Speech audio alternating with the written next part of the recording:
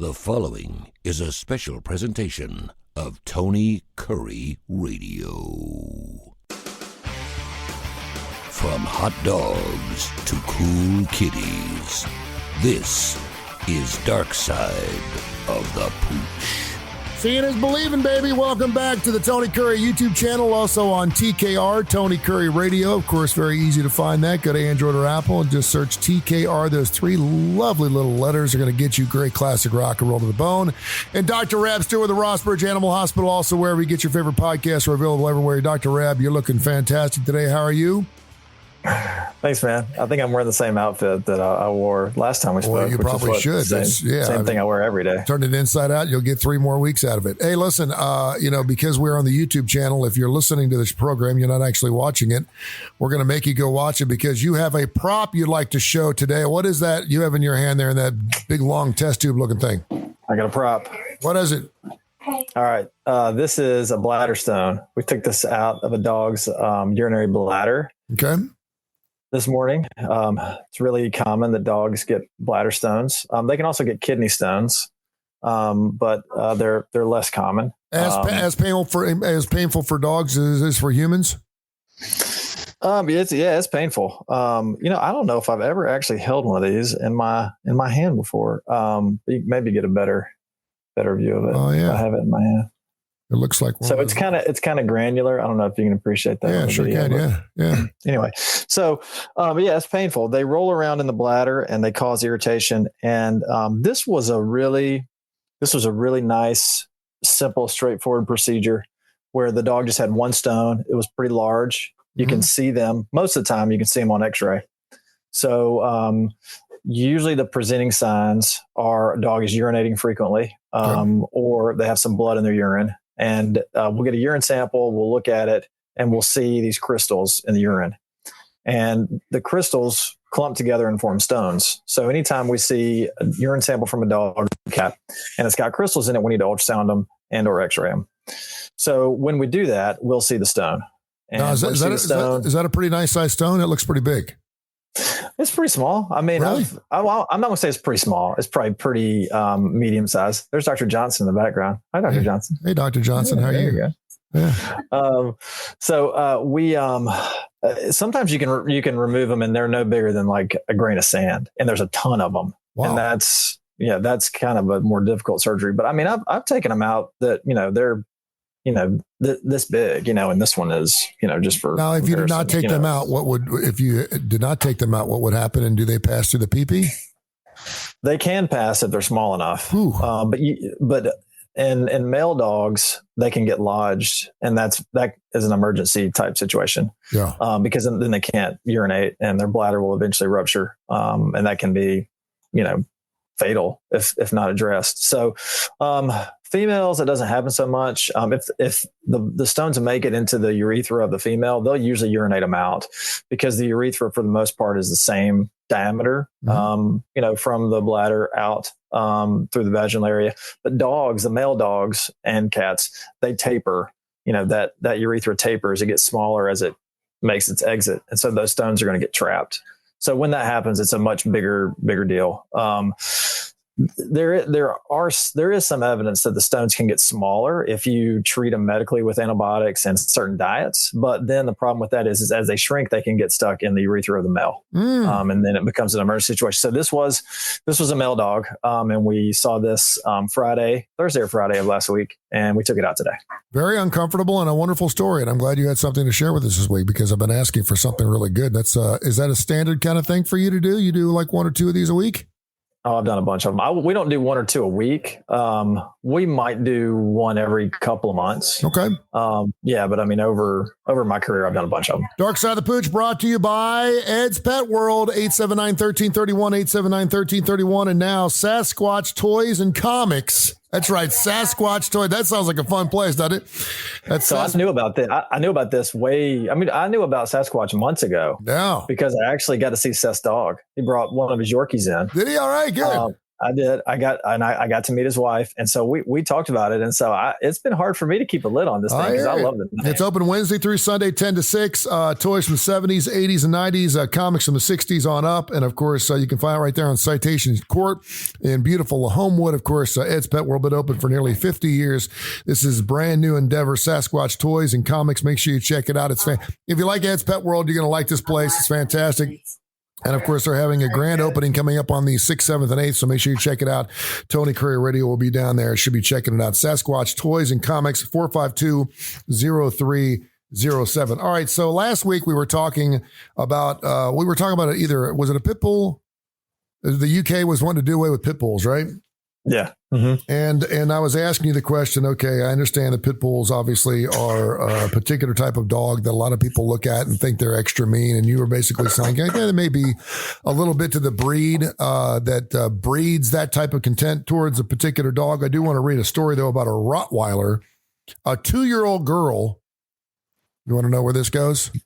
I say a Rottweiler. I probably know where it goes. A 2-year-old girl who walked barefoot more than 3 miles with her family's 2 dogs was found sleeping off a wooded Michigan trail using the smaller dog as a pillow. Troopers were called to a house in rural Faith-Warren, Michigan around 8 p.m. last night after the toddler, Thea Chase, had wandered away from the home nearly 3 miles. Around midnight, 4 hours after police were first notified, a family friend searching for Thea on an all-terrain vehicle came across the Chase's family Rottweiler buddy, whom, of course, was laying beneath her as she used him as a pillow. She slept in the night at midnight in a Michigan wooded trail, and all is good. See, not all Rottweilers are nasty animals, right? I knew that's where the story was going, that the dog was going to end up as a pillow. I mean, well, that or he ate her, but I don't think we were going to go that route because that's not the kind of show we are. So last week I was asking you, I said, if I said the word pit bull, you gave me a one-word emotional description of that animal. What was it? Do you remember? I said we're going because I told you we're going to do word association this week. Oh yeah. I'm going to throw you out a breed, and I want you to give me, soft or you see. No, you were talking about Marmaduke dogs. You were talking about I was talking about Great Danes. You said they're skittish. They're incredibly fearful. Incredibly fearful. Very good. So I'm going to give you a breed, and I want you to give me the first thing that comes off the top of your head to describe that animal. Okay. Oh man, this can. And you can go more than one word. This is not a word. I don't want the first thing that comes to you. I don't want you saying toilet paper after I say German Shepherd. I want you to give me a description of what the animal is in a very short form. You ready? I'm ready. German Shepherd. Skittish. All right. I think that's a great one. Bulldog. Lovable. Very good. Labrador Retriever. Energetic. Siberian Husky. Nutcase. Really? They are kind of wild. They do have the most beautiful eyes of any breed, though. That's for sure. Poodle. Prissy. Is that fair? I mean, it is, and I think. Well, let's go miniature poodle, and I'll say prissy. Yeah. But if you do a standard poodle, I've met some badass poodles. Yeah, if you go standard poodle, they have the same demeanor as a lot of other hunting dogs because that's what I mean. A poodle is a hunting dog. They're a lot like labs.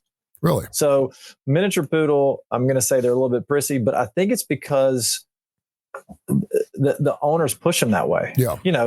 They're always in their arms. Yeah. They get their nails painted.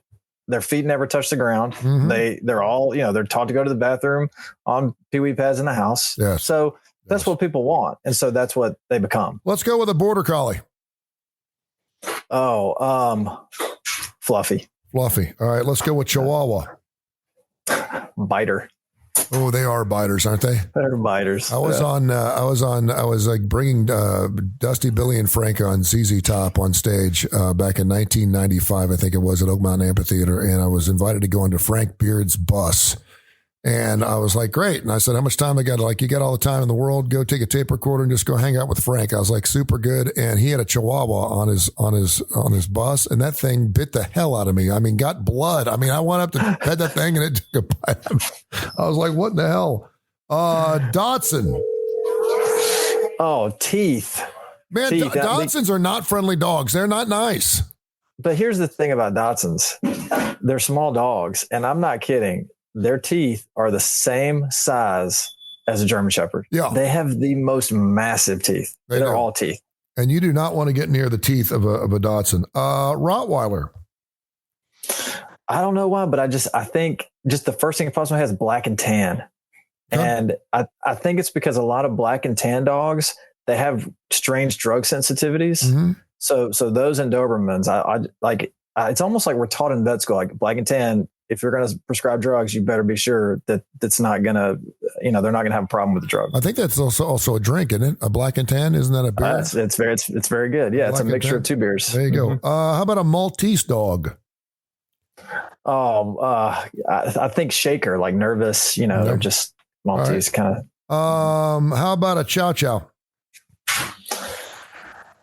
Use extreme caution. Yeah, you don't like the chow chow. Handle with care. Handle with care. All right, let's go. Let's go Basset Hound. I'm interested to see what you say about it.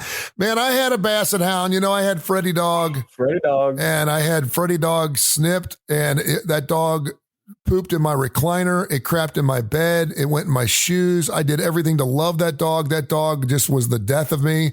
And when you had his nuts taken off, what did you do with them? You gave them to me, didn't you? I put them in a jar. Put them in a jar, and I had them on top of the refrigerator, and I showed those. I just shook him at him. I was like, I got you, and it did not work. And I thought for sure that dog would settle out. And then I saw him about 4 or 5 years later, and I missed that dog so much because they are so fun. They're so goofy looking. Give me your description of a Basset Hound. Ears, no doubt. Boston Terrier. Oh, wild. I mean, that is a big dog and a small package. Those things are wide open, wild. I'll bet you I can nail what you're going to say for Jack Russell. What do you got, Jack Russell? I mean, they're use caution too. Like they're smart though, aren't they? Aren't they smart? They're really smart. But Jack Russell's, at least in my line of work, you got to be careful because they're nippy. Okay. And let's go Greyhound. This is definitely a veterinary perspective. Blood donor. Because they're basically universal blood donors. Really? Yeah. Or you could say muscles, because they just are their musculature is amazing in their legs. Now I know when the Birmingham Racecourse used to run greyhounds out there, and then they stopped doing that. The Birmingham Racecourse Casino, which is one of my proud sponsors, by the way, here on Tony Curry Radio. They bring in the Keep Kiefer show and Kiefer and Curry. And they had a mass adoption because they stopped racing the dogs out there. And so you could adopt. And it's my understanding that they are some of the finest dogs you could ever adopt. They are the most awesome animals. You wouldn't think. You think because they run for a living, they'd be kind of crazy, but they are the most docile and beautiful animals you can own. True? Greyhounds are awesome. They have a really great demeanor. And I'm sad that we really don't see many of them. And I don't know why, but they're at our practice, a very rare breed. Why do you think that is? I don't know. I don't know if it has to do with the fact that they're not really bred to race around here anymore, and so we don't see them. We have some Italian greyhounds, which are just a kind of a smaller version. But as far as standard greyhounds, I don't remember seeing a standard greyhound in our office in the last several years. All right. Darkside of the Pooch, right there, the Rossbridge Animal Hospital, rossbridgevet.com. And of course, the number is 208-0301, 208-0301 at Rossbridge Vet on Twitter as well as Facebook. So I get a lot of email questions, info@tonycurryradio.net. And I get a lot of very short questions, like one word question kind of things. So I've compiled a list of these things because normally I like to get a whole show out of about 3 or 4 different emails. And so I'm going to throw some quick hitters at you today. Can I do that?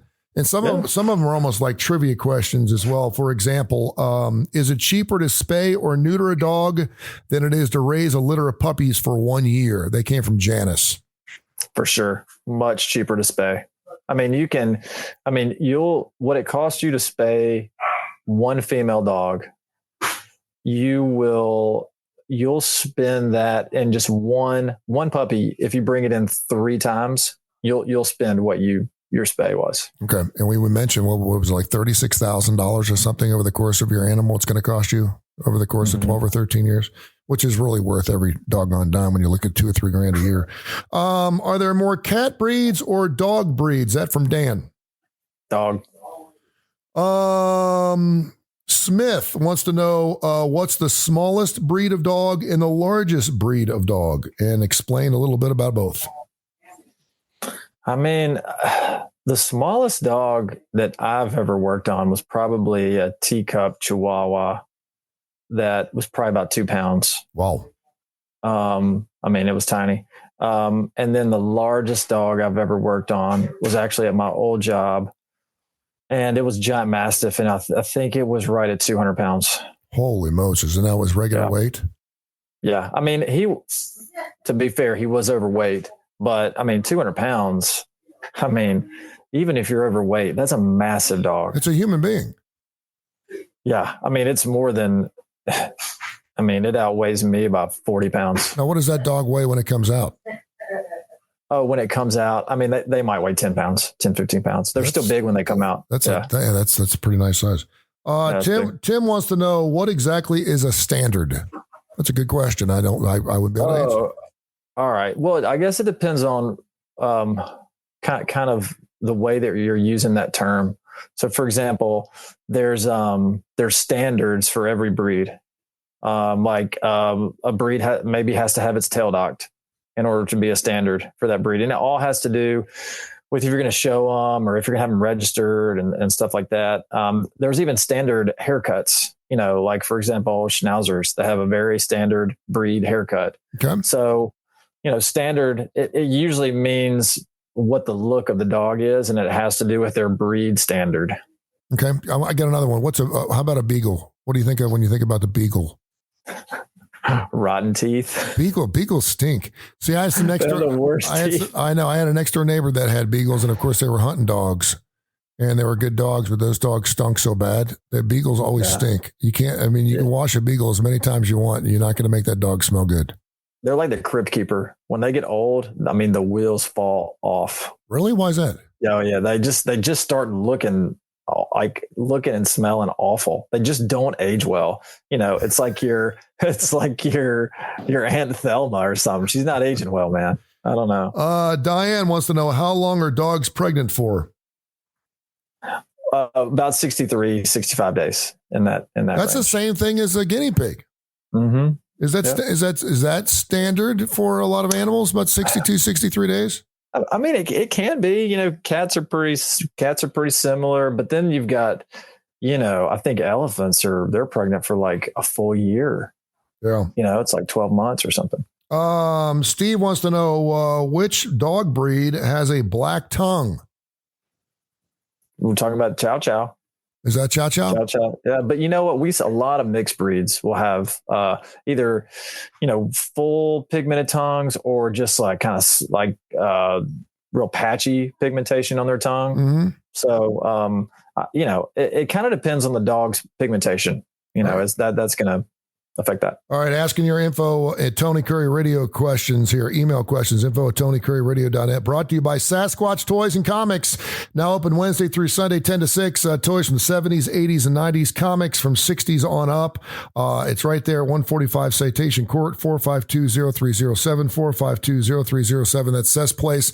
Also owner of Ed's Pet World. I told him, I said, you open another business, it'll take up the entire half an hour for us to talk about all the things you got going on. Seth's a great guy. Does fantastic work. And if you want to go and get your pets, go down there at Ed's Pet World. They do wonderful work. Another Steve wants to know, are there countries that eat dogs and cats? I mean, I'm sure. I don't know exactly. Don't they do that in Vietnam? They are. That's what I've always heard. That there are some some countries in Asia that do. China does it too, don't they? Isn't that part of the whole COVID thing because they kennel up a lot of things and they eat a lot of weird, strange animals? And I don't know if it's illegal over there, but they actually chow down on. I don't know. My brother-in-law ate a scorpion over there a few weeks ago. So really? I don't know. Really? Mm-hmm. Yeah. What did that taste scorpion. Like? He said it was just real crunchy. It didn't really, it didn't have some kind of crazy taste that, you would always remember a scorpion tasting like. He said it was just kind of crunchy and didn't really do it for him. And you got to take the tail off first, right? I guess so. Tabitha wants to know, she's in Fort Payne, wants to know how many teeth do adult dogs have, and do they lose teeth during their lives? Yes. Okay. So they lose teeth during their lives. They have deciduous teeth, and then they have adult teeth. So the top, they have one extra tooth on the top and the bottom. They have 3 incisors. They have 1 canine. They have 4 premolars and 2 molars on the top, and that's on each side. Okay. And then on the bottom, everything is the same except the molars and the premolars. And the interesting thing is some dogs, they're supposed to have a standard number of teeth. There are some dogs that will be born without like their premolars. And the ones that are most common are the lower premolars. They'll be born without them, or at least they won't be erupted. So the important thing to do when you're cleaning a dog's teeth is to x-ray those areas, because sometimes they'll have what's called like a cystic tooth. And so if they have that, it hasn't broken above the gum line, you want to have that removed, because it can turn into what's called a dentigerous cyst. And it can cause a lot of problems, can cause pain in their mouth. Okay. There you go. Info TonyCurryRadio.net. Emily wants to know, is it better to get a mutt or a purebred? That's kind of a personal age-old question. Yeah, it is. And so what would you say for a lot of people? I guess it depends on your stature in the neighborhood. Is it important that you have a dog that looks just the way you want it to? But most people would say that mutts are usually the best dogs they've ever had. Yeah, what would you do? What would Dr. Rab do if money was no object and you wanted to go ahead and get a dog? What would you do? I don't think that as long as you can get them when they're really young, if you want to avoid behavioral issues, then you want to get them when they're really young. And I mean, 9 weeks might be the max, because after that, you just really don't know what you're getting from a personality standpoint. So for me, it doesn't really matter if it's a mixed breed or a, purebred dog or whatever. I'm going to get a dog that is no older than 9 weeks old, or I don't want it, because behavior is so important to me. All right. Trina wants to know, is it true that all dogs were domesticated by wolves? I guess she's assuming that we all had wolves back in the cave days and all of a sudden they became dogs. Is that true? I mean, at some point you would think, like, way back when, there was a dog that became domesticated that was wild. And I mean, I think you could say that for almost any, I think you could say that for horses. Yeah. I think you could, I don't even know if cows you could consider domesticated. I guess you can. But I think at some point, all of these animals, and just because you had a wild dog, 2,000 years ago or whatever it was, doesn't mean that it was a wolf or a coyote. Maybe the first domesticated dog was small. Who knows? I mean, it could have been. It doesn't have to be a wolf or a coyote to all of a sudden you'd be domesticated and you have 2 of them and they breed and they make domesticated dogs. Yeah. Zachary is dating a woman that he is falling in love with. He's actually said he's falling in love in his email. And he just went to her house for the first time and she has 7 dogs. And he's wigging him out. He goes, I love dogs. I think it's great. He said it's kind of a zoo when I get over there, and I'm totally cool with it. But he's always been told by his father about women who have a lot of pets. It scares It would scare me. It would probably scare me more if I was dating a woman with 7 cats, because I know how cat people are, as opposed to 7 dogs. But you have to understand that you're coming into a family. I mean, she might as well have 2 or 3 children if someone's got that many dogs. So what would your dating advice be to Zachary? Should he continue to see this woman? Does she listen to the show? She's probably going to start. I hope that she does not listen to the show, Zachary. It's that crazy hot matrix, right? Zach, send us a picture. We'll tell you if it's worth it. All right. Tom in Birmingham has a chance to adopt a 3-legged dog. Should I? These are great email questions. Yeah. I don't know where I got these email questions. They were all sitting at the bottom of the email thing. And I was like, and I just kind of threw them out because they were really quick questions. But tell me some things that you'd obviously have issues with a 3-legged dog. Really, the only issue that you have is the other 3 legs are bearing more weight, because it's missing a leg. Yeah. And dogs do a lot better if there's a hind limb that's missing versus a forelimb. Dogs bear most of their weight on the front part of their body. So if they're missing a hind limb, they can do really, really well, especially a small dog. But when you have, especially larger dogs that are missing a front leg, that the leg that's actually there in the front, it's going to break down over time a lot faster than a leg would if there were two of them, because it's bearing a lot of weight. Yeah. Usually dogs are going to lose one of their limbs if they have, older dogs are going to get osteosarcoma, and then some dogs get, hit by cars or whatever, and they have to be amputated. So, it's just, I would be just aware that if it's a big dog, it's going to have trouble sooner, especially if it's a front limb that's missing. All right. This is Darkside the Pooch. You can hear the show at least 5 days a week here on the Tony Kurre Radio Network, TKR. Get the TKR app, and you're good to go through Android or Apple. You'll see the flaming guitar. You listen to classic rock and roll 24 hours a day and fantastic shows. We now have 16 shows. The brand new Chrissy Isbell show that airs at 9 o'clock. You ever listen to that show, the Chrissy Isbell show at 9 o'clock? No, I'm asleep at 9 o'clock. Dude, if you get a chance to listen to that show, this is a little, it's a little river rat, man, and she just likes to get after it. She likes to have a good time. Check out her show at 9 o'clock. It's fantastic. And so this is the first show we've done since fall started. Fall started this past weekend. So I want you to get our furry little friends fall ready. If we're getting ready for fall, we're getting ready for lower temperatures. The ground is going to get a little harder, if you will. We don't have to worry about our dog's paws getting burnt by the sun. Is there anything you should do to get, or do we have more fleas in the fall? Or is there anything we need to do to get our little furry friends fall ready? Don't let them eat the Halloween candy. Okay. Yeah, no doubt. That's a good one. Yeah. Is that it? That's probably the number one. Don't let them eat the Halloween candy. Keep them on their heartworm prevention, because we don't know when mosquitoes are going to stop, being around. So some people think they can just stop all that stuff. But all those preventatives, even flea and tick prevention, don't let up with that in the colder times of the year. So it doesn't get that cold here. Doesn't get really cold enough to have hypothermia. We worry more about hyperthermia. So you don't have to worry about that. So, I mean, it's really not a whole lot different. I would say too, for humans to be fall ready, start paying attention to your driving more. Because I know that when it gets colder, people start traveling with their dogs more. I know we've been going for for 3 or 4 months where we couldn't take our pets on family drives because it's too hot. And now that it's cooling off a little bit, my dogs want to go everywhere with me. And I know some people, like if you got to run about 15 different areas, you just put their dogs in the car, and people don't drive well when they have their dogs in the car. No dogs in the laps, dogs in the back seat. But I'd pay attention to the yahoos on the road is all I'm saying.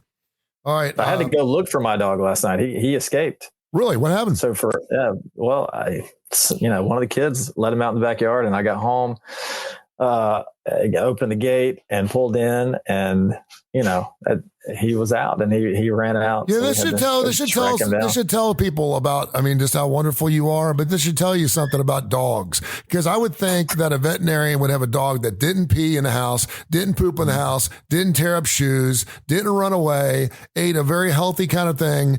And yeah, exactly. And your dog does all those things.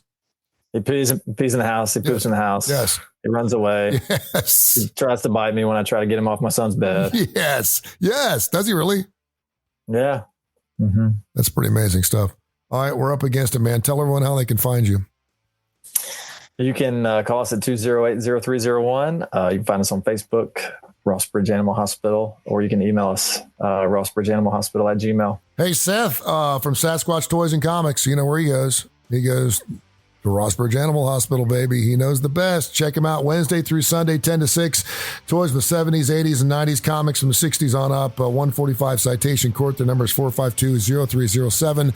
They are now open. They're having a grand opening coming up here in about 10, 14 days, something like that. So check them out. And great sponsors, of course, Ed's Pet World on top of that, 879-1331. I love you, brother. Till next week. Love you, man. Talk to you then. This has been a special presentation of Tony Kurre Radio.